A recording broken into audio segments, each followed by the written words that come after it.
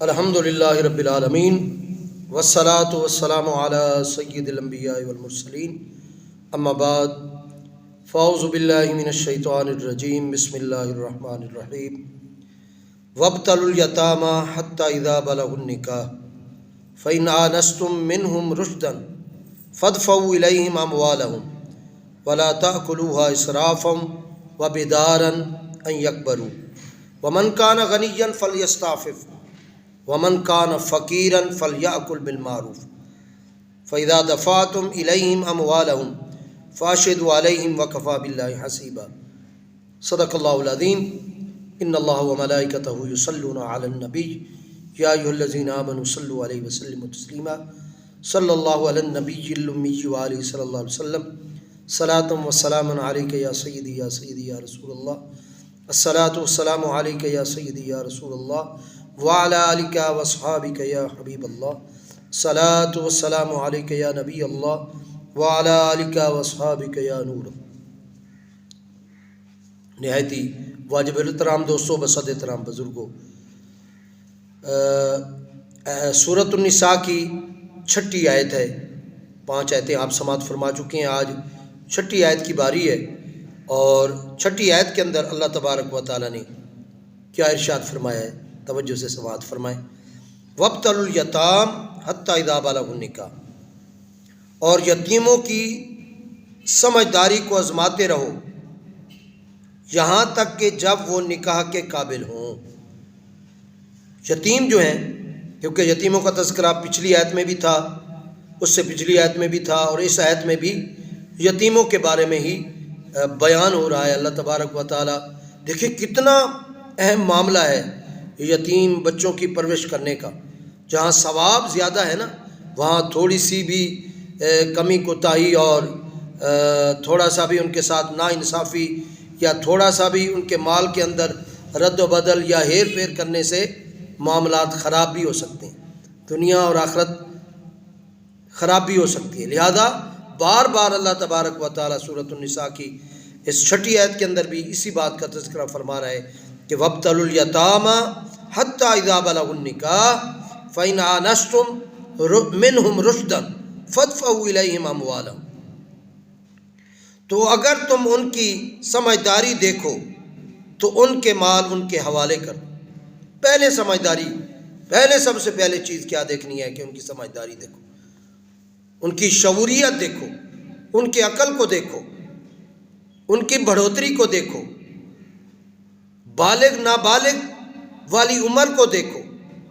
بعض بچے نابالغ ہوتے ہیں لیکن سمجھداری کی عمر کو پہنچ جاتے ہیں۔ اللہ تبارک و تعالیٰ نے فرمایا یہ دیکھ لو کہ وہ نکاح کی عمر کو پہنچے تو تبھی مال ان کے حوالے کرنا، جب وہ سمجھدار ہو جائیں پھر ان کے مال ان کے حوالے کرنا۔ وَلَا تَأْكُلُوهَا إِسْرَافًا وَبِدَارًا أَن يَكْبَرُوا، اور فرمایا کہ ان کے مال فضول خرچی سے اور اس ڈر سے جلدی جلدی نہ کھاؤ کہ وہ بڑے ہو جائیں گے۔ بعض لوگ اس لیے کیونکہ یتیم کا مال ان کے ساتھ ملا ہوا ہوتا ہے، لہذا ان کو بھی کھلا رہے ہوتے ہیں اور اس میں سے خود بھی کچھ کھا رہے ہوتے ہیں۔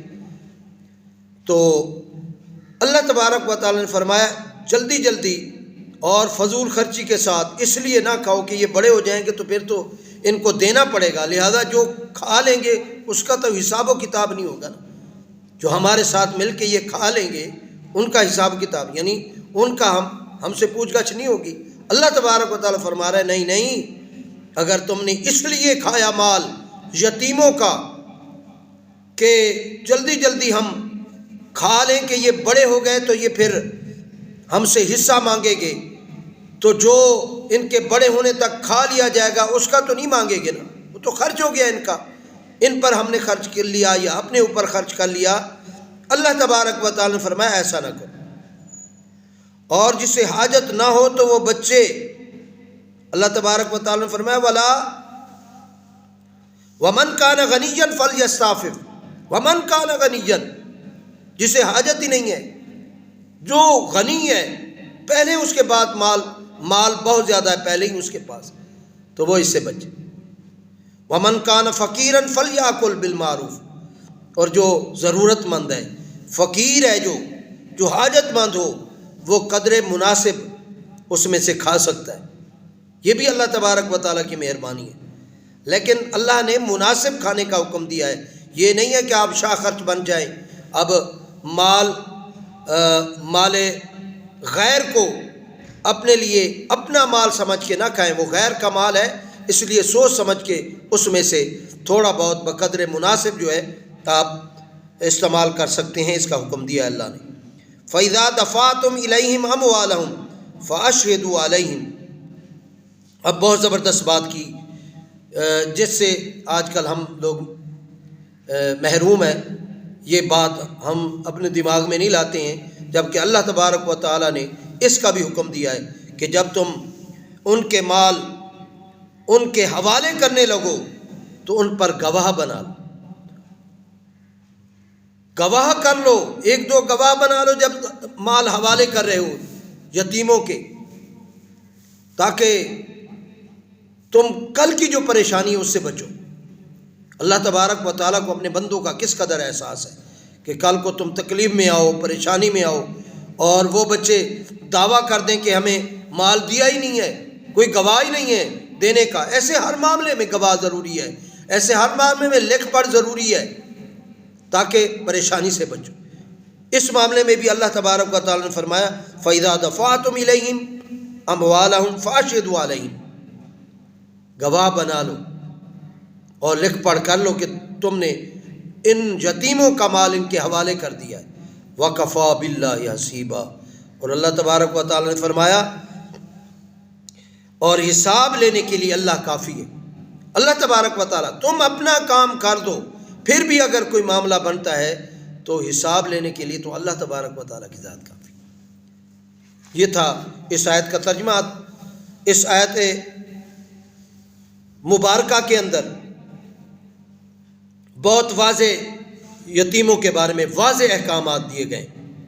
چنانچہ فرمایا کہ جن یتیموں کا مال تمہارے پاس ہو ان کی سمجھداری کو آزماتے رہو، جس کی ایک صورت یہ ہے کہ ان کا مال دے کر وقتاً فوقتاً انہیں دیکھتے رہو کہ کیسے خرچ کرتے ہیں، یوں انہیں آزماتے رہو یہاں تک کہ جب وہ نکاح کی عمر کو پہنچ جائیں یعنی بالغ ہو جائیں، تو اگر تم ان میں سمجھداری کے آثار دیکھو کہ وہ مالی معاملات اچھے طریقے سے جان گئے ہیں اور اچھے طریقے سے مال کو اپنے سوچ سمجھ کر صحیح جگہوں پر خرچ کریں گے، تو ان کے مال ان کے حوالے کر دو۔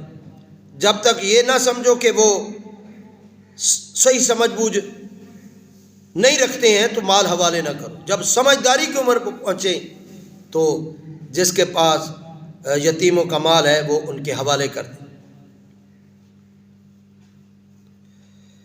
یہاں تک ان کے بارے میں حکم دینے کے بعد اب سرپرستوں کو بطور خاص چند ہدایات دی گئی ہیں، وہ سماعت فرمائیں۔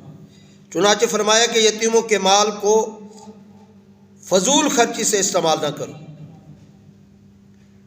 کہ جب تک وہ تمہارے ساتھ ہیں فضول خرچی نہیں، سوچ سمجھ کے خرچ کرو، جس طرح اپنے مال کو سوچ سمجھ کے خرچ کرتے ہو۔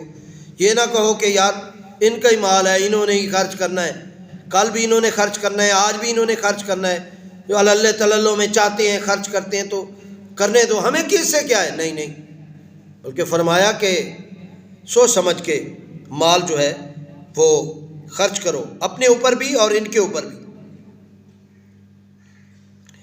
اور ان کا مال جلدی نہ کھاؤ، یہ حرام ہے،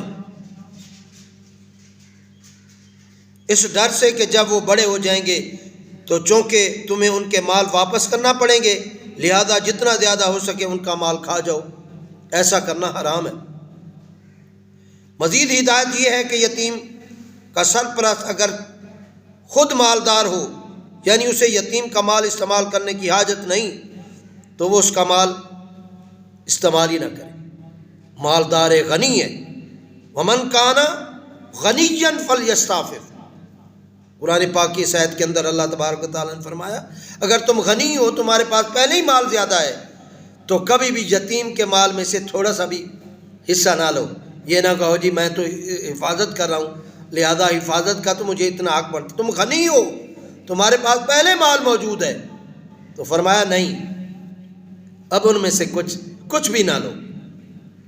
ومن کان فقیرا فلیأکل بالمعروف, ہاں اگر تم حاجت مند ہو تو بقدر مناسب کھا سکتے ہو.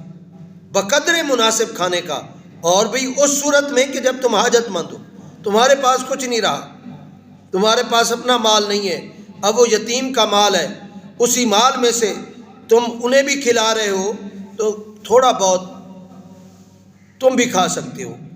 یہ اللہ تبارک و تعالیٰ نے حکم دیا. فَلْيَأْكُلْ بِالْمَعْرُوف, ضرورت کے مطابق, معمولی سی ضرورت, شاہ خرچ نہ بن جاؤ. اور اس میں کوشش یہ ہونی چاہیے کہ کم سے کم کھائے, زیادہ نہیں. آیت کے آخر میں مزید پہلے والے حکم کے بارے میں فرمایا کہ جب تم یتیموں کے مال ان کے حوالے کرنے لگو تو اس بات پر گواہ بنا لیا کرو کہ بعد میں کوئی جھگڑا نہ ہو. اور یہ حکم مستحب ہے, ایسا کرنا چاہیے, اور اس سے بندہ بہت سارے معاملات سے بچ جاتا ہے. آج کل کاروبار میں اکثر ایسا ہوتا ہے کہ دوست ہیں آپس میں کر رہے ہیں, کہتے ہیں یار کیا لکھنا پڑھنا ہے, یار آپ مجھے جانتے ہیں, اس کا مطلب ہے لکھ پڑھ کریں تو بے اعتباری ہوگی. ایسا نہیں ہے, یہ لکھ پڑھ کرنا مستحب بھی ہے, اور آپ کے اور میرے نبی صلی اللہ علیہ وسلم کی سنت بھی ہے کہ آپ کے اور میرے نبی صلی اللہ علیہ وسلم نے فرمایا کہ لکھ پڑھ کر لیا کرو, گواہ بنا لیا کرو, تاکہ کل کے جو جھگڑے ہیں ان سے محفوظ رہ سکو. اللہ تبارک و تعالی ہم سب کو نیک اعمال کی توفیق بخشے, اور اس عید کے مطابق اللہ تعالی ہم سب کو عمل کرنے والوں میں بنائے. اور یتیموں کا مال, اگر ہمارے سرپرستی میں یتیم ہیں تو صحیح معنوں میں مال ان کے حوالے کیا جائے, اور کوئی گڑبڑیشن نہ کی جائے. دنیا کے اندر تو چاند روزہ مال ہے, آج استعمال ہم بھی کر لیں گے, کوئی اور بھی کر لے گا ہمارے ساتھ, لیکن کل بروز قیامت ہمیں اس کا حساب دینا ہے. ہم سے ہی پوچھ گچھ ہوگی کہ مال تمہارے حوالے تھا تو تم نے اس کو ان اللہ تلل کاموں میں کیسے خرچ کیا, وہ تو یتیموں کا مال تھا. لہذا بچیں. اللہ ہم سب کو نیک اعمال کی توفیق بخشے. وما علینا الا البلاغ المبین.